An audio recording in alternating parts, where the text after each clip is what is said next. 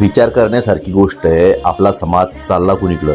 आणि विशेष म्हणजे 30 जानेवारी म्हणजे एका महिन्यामध्ये जवळजवळ 70 पोरी बेपत्ता झाल्या.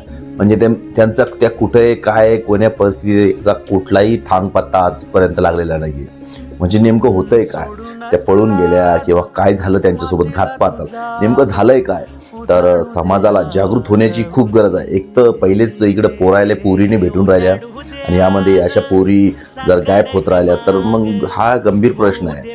तर प्रत्येकाने आपल्या मुलीवरती, आपल्या घरातल्या लेकीवरती लक्ष ठेवण्याची गरज आहे.